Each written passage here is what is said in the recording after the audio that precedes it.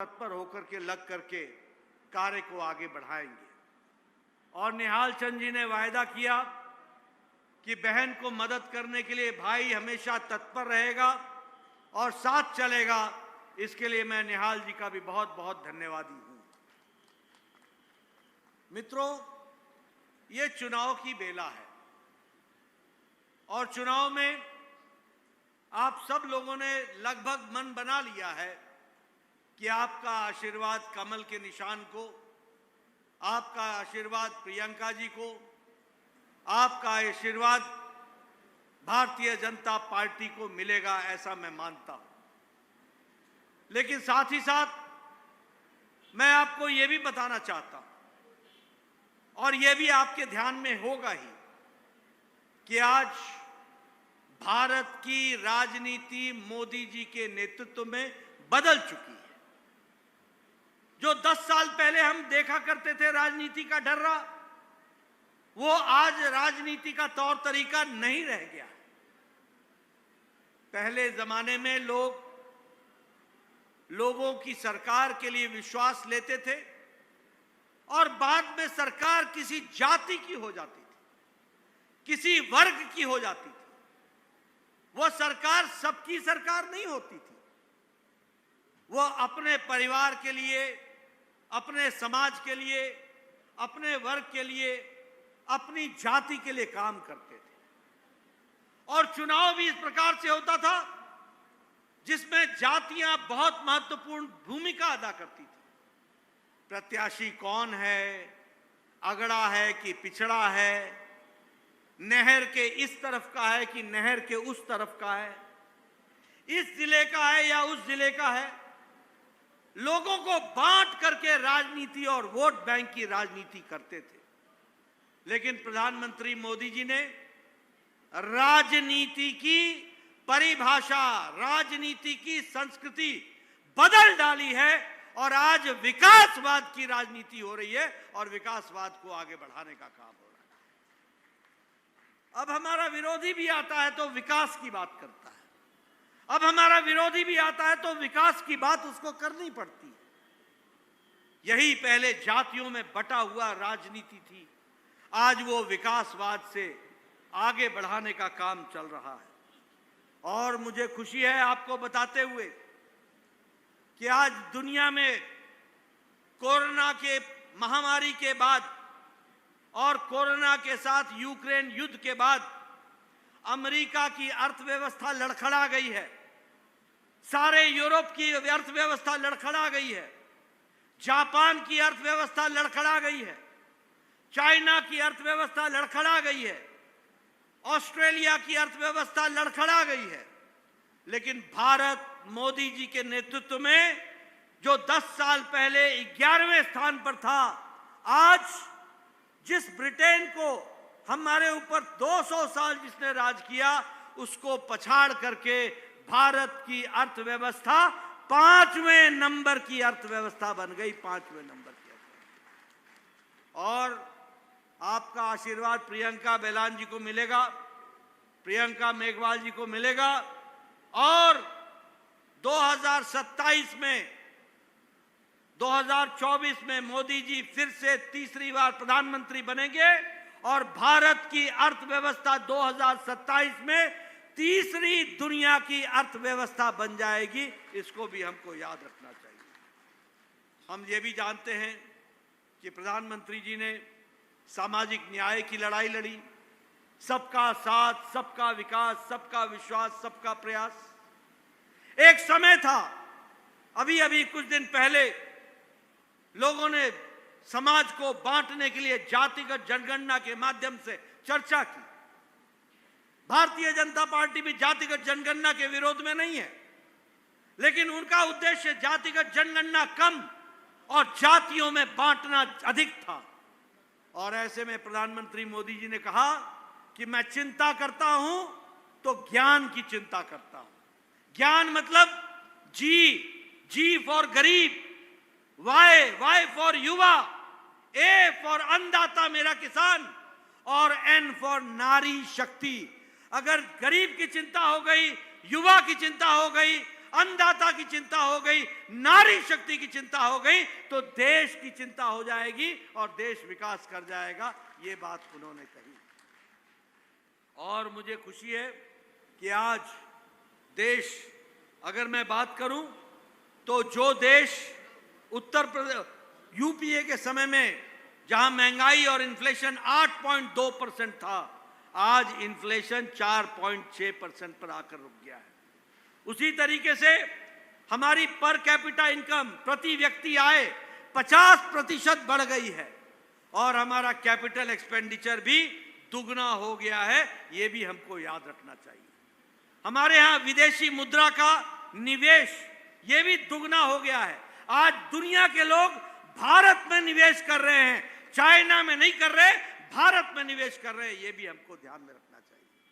मैं आपके सामने बताना चाहता हूं कि आज हम ऑटोमोबाइल इंडस्ट्री में, ऑटोमोबाइल मार्केट में भारत तीसरे नंबर पर खड़ा है। जापान को हमने पछाड़ दिया है, इसको भी हमको याद रखना चाहिए। इस्पात में हम चौथे नंबर पर थे, आज इस्पात का प्रोडक्शन दूसरे नंबर पर हो गया है। आप सब लोगों के हाथ में मोबाइल है। 10 साल पहले इसी मोबाइल पर लिखा होता था मेड इन चाइना। आज जो मोबाइल आपके हाथ में है, इस पर लिखा हुआ है मेड इन इंडिया। आज भारत में 97% मोबाइल बन रहा है। और तो और छोड़िए, हमारे एप्पल का भी मोबाइल अब भारत में बन रहा है। ये भी हमको ध्यान में रखना चाहिए। मित्रों, अगर मैं आपके सामने इस बात को बताऊं कि हमारे यहाँ दवाई में 138% एक्सपोर्ट बढ़ा है। आज दुनिया की डिस्पेंसरी भारत बन गई है। सबसे सस्ती दवा और सबसे असरदार दवा अब भारत बना रहा है। पेट्रोकेमिकल्स में भारत का उत्पादन 106% एक्सपोर्ट बढ़ गया है। हमारा निर्यात 106% बढ़ गया है। और उसी तरीके से हमारे विकास के दृष्टि से टॉय इंडस्ट्री में भी भारत तीसरे नंबर पर बन गया है। पहले हम खिलौने चाइना से मंगवाया करते थे, आज खिलौने भारत बना रहा है और तीसरे नंबर की इंडस्ट्री बन गया है। यह भी हमको ध्यान में रखना चाहिए। मित्रों, भारत की संप्रभुता के लिए, भारत की संस्कृति के लिए, भारत के सांस्कृतिक जागरण के लिए जिस तरीके से प्रधानमंत्री मोदी जी के नेतृत्व में इस देश में काम हुआ है, वो कभी पहले नहीं हुआ था। ये भी हमको ध्यान में रखना होगा। हम 500 साल से लड़ाई लड़ रहे थे, राम मंदिर हम वहीं बनाएंगे, वो ढांचे को गिराएंगे, लेकिन हमें सफलता नहीं मिली थी। लेकिन मोदी जी के नेतृत्व में आज भव्य राम मंदिर वहां विराजमान है और रामलला का प्राण प्रतिष्ठा हुई है। वो भी हम सबके ध्यान में। धारा 370 जम्मू कश्मीर के बारे में हम 1951 से बोलते थे, एक देश में 2 निशान, 2 विधान, 2 प्रधान नहीं चलेंगे। लेकिन जब हमारे को आपने ताकत दी, जब आपने उस समय निहाल चंद को जिताकर भेजा, तो 6 अगस्त 2019 को मोदी जी की इच्छा शक्ति और अमित शाह की रणनीति ने धारा 370 को धाराशाही कर दिया और भारत का अभिन्न अंग कश्मीर संविधान की दृष्टि से बन गया। आपने देखा होगा, आप गंगानगर के रहने वाले हो, बॉर्डर का इलाका है, आप जानते हो पाकिस्तान का किस तरीके से आक्षेप हमारे यहां रहता था। लेकिन पाकिस्तान के बारे में यूपीए की सरकार मूक दर्शक रहती थी, कोई हिसाब किताब नहीं करती थी। लेकिन मोदी जी के नेतृत्व में अगर उरी में कोई घटना घटी तो 10 दिन के अंदर सर्जिकल स्ट्राइक के माध्यम से घर में घुस करके पाकिस्तान को सबक सिखाया, मोदी जी के नेतृत्व में हुआ। अगर पुलवामा की घटना घटी तो प्रधानमंत्री मोदी जी ने कहा तुमने बहुत बड़ी गलती कर दी है, इसका खमियाजा तुमको भुगतना पड़ेगा। ये पहले प्रधानमंत्री हैं जिन्होंने इस तरह की भाषा से पाकिस्तान को स्पष्ट शब्दों में संदेश दिया और 10 दिन बाद एयर स्ट्राइक करके उनके जो कैंप चल रहे थे उनको ध्वस्त कर दिया। यह परिस्थिति आकर के खड़ी हुई और हमारे कांग्रेसी भाई प्रमाण मांगते हैं, प्रमाण।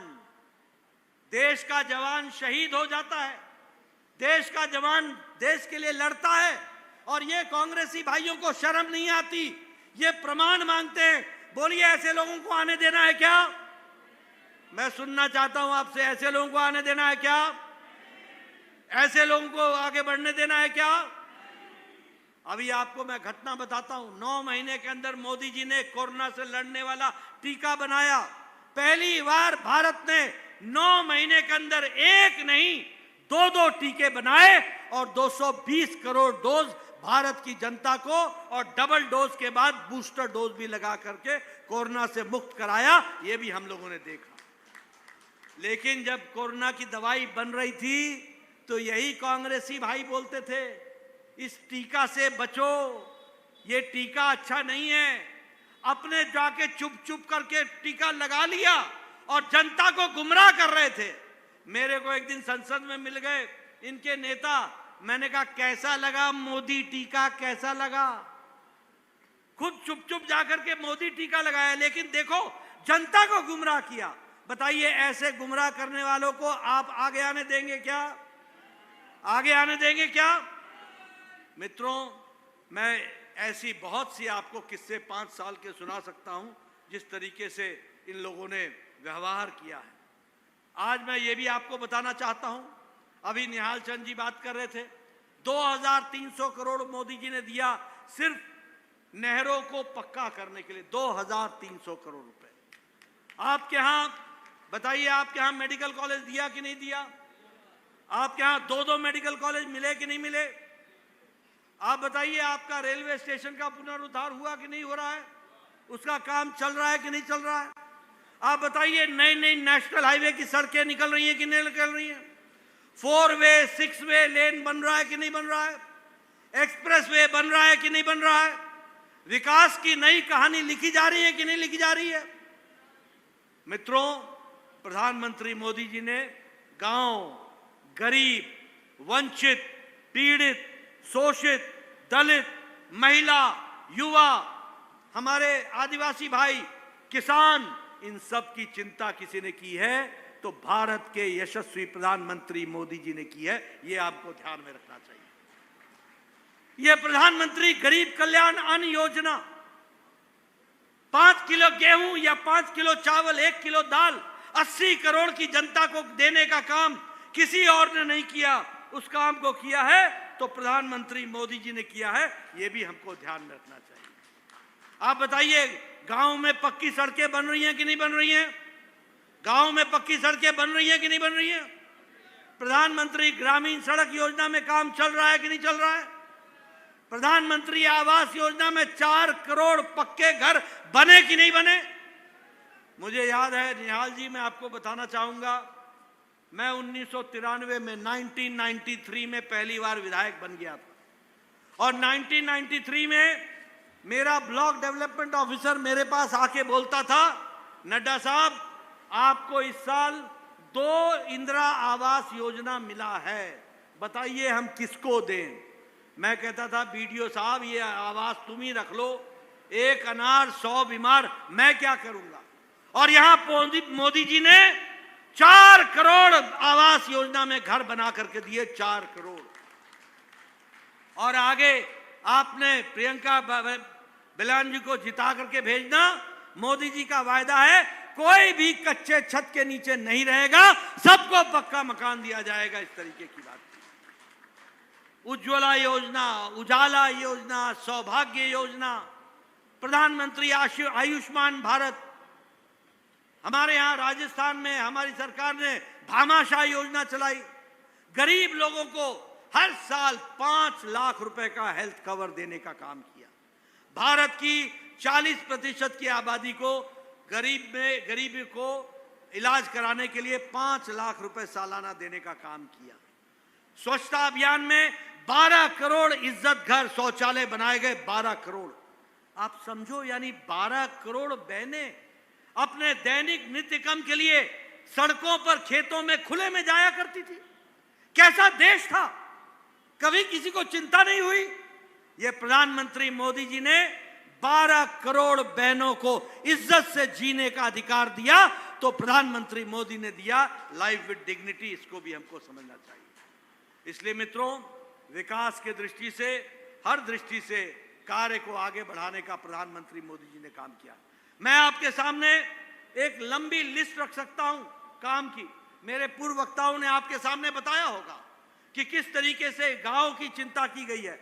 मैं जब विधायक बना था तो एक गांव में साल भर में 2 साल में 2-2 लाख रुपए आया करते थे। एक पंचायत में 2-2 लाख रुपए आते थे। आज यहां बैठे लोग हैं, इनसे पूछना, आज विकास के लिए एक पंचायत में 5-5 करोड़ रुपए आते हैं और विकास होता है। इस तरीके से अंतर किया गया। अगर मैं महिलाओं की बात करूं, जनधन योजना में 28 करोड़ खाते बैंक में खुले हैं, तो बहनों के खुले हैं और बहनों को विकास के लिए आगे बढ़ाया है। हर दृष्टि से उनका सशक्तिकरण हुआ है। और अभी 3 महीने पहले चुनाव हुआ था। अब जब अगला विधानसभा का चुनाव होगा और अगला लोकसभा का चुनाव होगा, तो 33% नारी शक्ति वंदन विधेयक के कारण 33% महिलाएं संसद में और विधानसभा में होंगी। इसको भी आपने ध्यान में रखना। यह है बदलता भारत, यह है तीव्र गति से आगे चलने वाला भारत। दुनिया में भारत का नाम स्थापित हुआ है। चंद्रयान की बात करो, साउथ पोल पर अगर किसी ने किया तो वो भारतीय जनता पार्टी की सरकार में नरेंद्र मोदी जी की सरकार ने इस काम को भी पूरा किया है। इसलिए विकास के नए नए आयाम बने हैं। लेकिन दूसरी ओर आप जानते हैं, एक घमंडिया गठबंधन है, एक इंडी अलायंस है।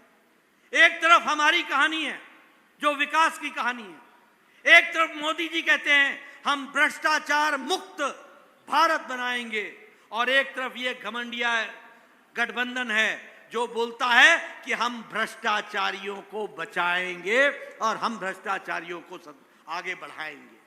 आप बताइए, आपको चुनना है, भ्रष्टाचार मुक्त करना है कि नहीं करना है? भारत को भ्रष्टाचार मुक्त करना है कि नहीं करना है? मोदी जी ने लाल किले के प्राचीर से कहा था, भ्रष्टाचारियों को नहीं बख्शेंगे, भ्रष्टाचारियों को नहीं बख्शेंगे। एक एक पर एक्शन होगा। मैं आपको इनकी कुछ किस्से सुनाना चाहता हूं। आप बताइए, कांग्रेस पार्टी ने कोयला घोटाला किया था कि नहीं किया था? चीनी घोटाला किया था कि नहीं किया था? चावल घोटाला किया था कि नहीं किया था? आप बताइए, पनडुब्बी घोटाला किया था कि नहीं किया था? आप बताइए, ऑगस्टा वेस्टलैंड हेलीकॉप्टर का घोटाला किया था कि नहीं किया था? आप बताइए, 2G घोटाला किया था कि नहीं किया था? आप बताइए, 3G घोटाला किया था कि नहीं किया था? आप बताइए, गहलोत की सरकार ने भर्ती घोटाला किया था कि नहीं किया था?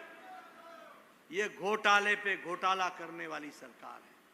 आप बताइए, ये गठबंधन, घमंडिया गठबंधन का अखिलेश समाजवादी पार्टी, इसने गोमती रिवरफ्रंट का घोटाला किया है कि नहीं किया है?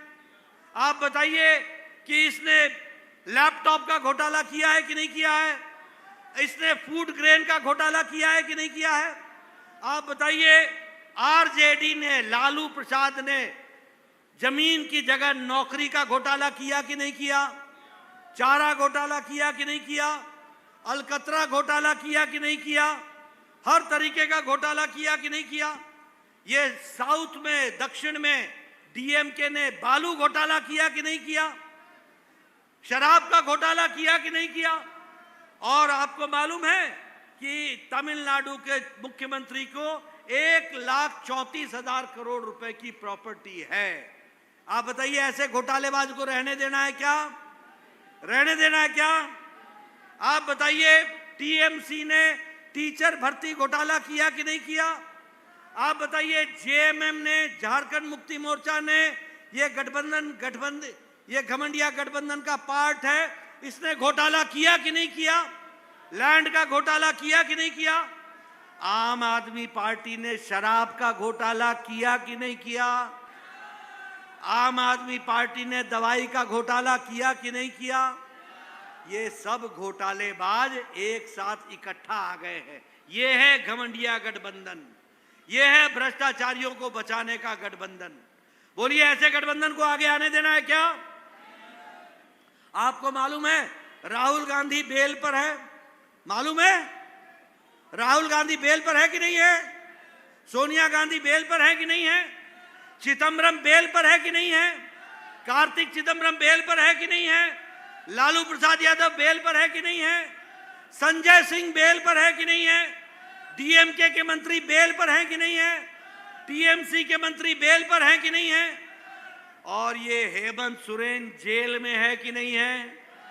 अरविंद केजरीवाल जेल में है कि नहीं? मनीष सिसोदिया जेल में है कि नहीं? सतेंद्र जैन जेल में है कि नहीं? टीएमसी के मंत्री जेल में है कि नहीं? आप बताइए, ये डीएमके के मंत्री जेल में है कि नहीं? ये ऐसा गठबंधन है जिसमें आधे बेल पर हैं और आधे जेल में हैं। इस तरीके का गठबंधन है। आप बोलिए, ऐसे लोगों को आगे आने देना है क्या? इनकी जगह कहां है? इनकी जगह कहां है?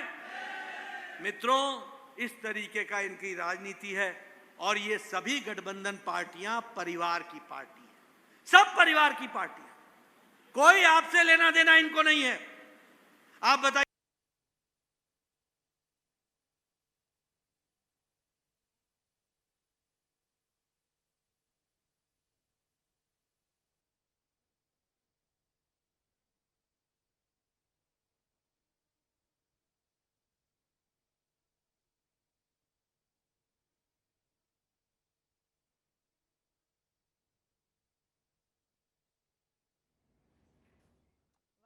उन्होंने किस तरह से घोटाले दूसरी पार्टियां कर रही हैं, विपक्षी पार्टियां कर रही हैं और किए हैं, ये जिस तरह से शराब नीति का जिक्र किया हो। सब परिवार को बचाने वाली पार्टियां हैं। ये सब परिवार की पार्टियां हैं। ये सब भ्रष्टाचारी हैं। बोलिए, ऐसे लोगों को आगे आने देंगे क्या? ऐसे लोगों की कोई जरूरत है राजनीति में क्या? इनको घर बैठाओगे ना? इनको घर बैठाओगे ना? अभी अभी 2 दिन पहले खरगे साहब आए और उन्होंने जयपुर में कहा कि प्रधानमंत्री चूरू में बोल रहे थे कि हम धारा 370 समाप्त कर दिया। अरे भाई, ये भाषण देना है तो जम्मू में दो, श्रीनगर में दो, चूरू में क्यों दे रहे हो? मैं पूछना चाहता हूं, क्या चूरू के लोगों ने शहादत नहीं दी जम्मू कश्मीर के लिए? क्या राजस्थान के सिपाहियों ने और नौजवानों ने और जवानों ने बॉर्डर पर जाकर के जम्मू कश्मीर की रक्षा नहीं की है? क्या की है कि नहीं की है? और ये बोलते हैं कि जम्मू कश्मीर से क्या लेना देना। ऐसे राष्ट्रभक्तों को तो मैं नमन करता हूं। ये ऐसे राष्ट्रभक्त हैं जो कश्मीर हमारा अभिन्न अंग है उसके बारे में इस तरीके की वक्तव्य देते हैं। और ये इंडियन नेशनल कांग्रेस के अध्यक्ष हैं। बोलो, ऐसे लोगों को आगे आने देना है क्या? ऐसे लोगों को आगे आने देंगे क्या? मित्रों, इसलिए मैं आपसे निवेदन करने आया हूं। प्रियंका जी राजनीति में एक तमन्ना लेकर आई हैं आपकी सेवा के लिए। आपका आशीर्वाद मिलेगा ना? मिलेगा, पूरी तरीके से मिलेगा। पढ़ी लिखी बहन है, आगे काम करना चाहती हैं, निहाल भाई का पूरा समर्थन मिलेगा। आपका भी समर्थन चाहिए और आपके समर्थन के साथ आगे इनको बढ़ाइए। यही मैं आपसे निवेदन करने आया हूं। तो आप मेरी बात मानेंगे ना? मोदी जी का संदेश घर घर पहुंचाएंगे ना? मोदी जी का राम राम घर घर पहुंचाएंगे ना? बहुत बहुत धन्यवाद। जय भारत, जय राजस्थान।